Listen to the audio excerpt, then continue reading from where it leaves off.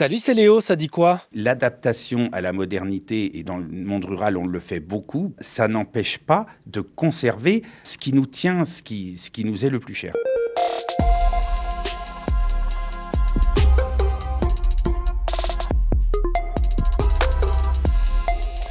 C'est quoi ton adresse, toi? Celle de Ça dit quoi? C'est à France Info, au 116 avenue du Président Kennedy, dans le 16e arrondissement de Paris.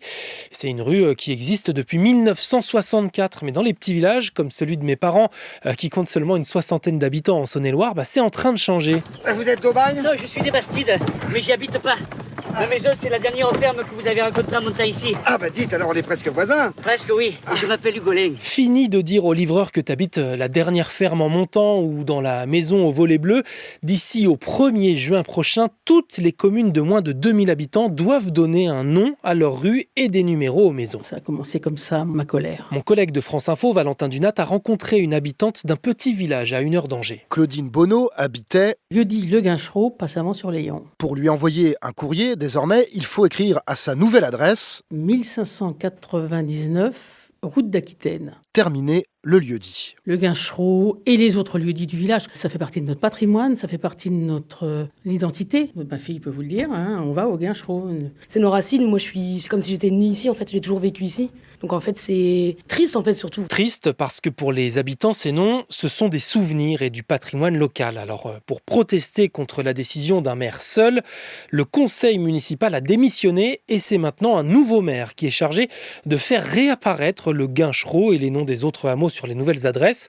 Pour l'instant, plus de la moitié des communes de moins de 2000 habitants n'ont pas encore réalisé le nouvel adressage. Si elles ne le font pas, elles ne seront pas vraiment sanctionnées.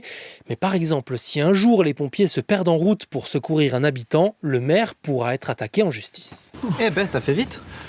Oh, tu rigoles, tu prends la rocade direction Saint-Louspec, il y a de l'épicerie qui fait de super fromage, tu bifurques au virage, tu continues à balle 5 km sur la longue route où il y a les longs peupliers, tu sais. Ah oui, le peuplier avec la maison et les pins là. Ouais, puis après, une petite heure et demie après, me voilà, bon. Ah ouais.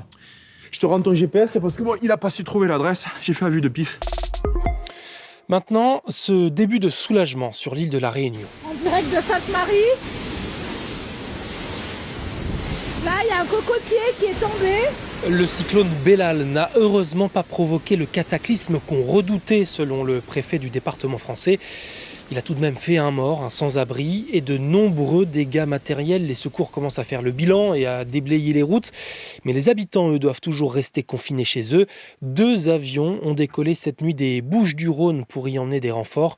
Le ministre de l'Intérieur ne se rendra sur place que demain parce que ce mardi soir à 20h15, Gérald Darmanin sera aux côtés du Premier ministre Gabriel Attal et de tout le gouvernement à l'Élysée où Emmanuel Macron donnera une conférence de presse sur ses objectifs pour 2024, un exercice de communication, mais le président n'évitera aucune question sur l'Élysée, pas même sur les propos polémiques d'Amélie Oudéa-Castéra. Je t'en parlais hier dans Ça dit quoi sur l'école publique. On débriefera tout ça demain et si tu regardes la conférence de presse, tu peux m'envoyer tes questions et réactions par vocal sur la page Ça dit quoi de franceinfo.fr. Dans le reste de l'actu, je t'en parlais également hier, c'est bien Donald Trump qui remporte la primaire républicaine dans l'État de l'Iowa. En fait, jusqu'à l'élection présidentielle américaine de novembre prochain, chaque État doit voter et choisir qui seront les candidats de chaque camp. Pas de doute, chez les démocrates, ce sera le président sortant Joe Biden. Et chez les républicains, Donald Trump renforce donc son statut de favori avec cette première victoire. You know, in the old days, bing, bong, wow, what a tackle, bing. Il y a les élections, et puis j'ai encore ATN. J'ai pas le temps de m'ennuyer. Alors lui, c'est pas Donald Trump, mais le personnage Logan Roy de la série que tu connais peut-être, Succession, qui a encore triomphé cette nuit aux Emmy Awards, la cérémonie des meilleures séries américaines. Comme en 2020, comme en 2022, l'histoire de la richissime famille des Roy décroche le prix de meilleure série dramatique. Autre récompense dont je voulais te parler ce matin, Yamé décroche son premier single d'or avec Bécane, sorti en juin dernier. Un single d'or, c'est l'équivalent de 15 millions d'écoutes sur les plateformes de streaming. Et c'est donc une belle première reconnaissance avant l'éventuel trophée de la révélation masculine de l'année aux prochaines victoires de la musique le 9 février.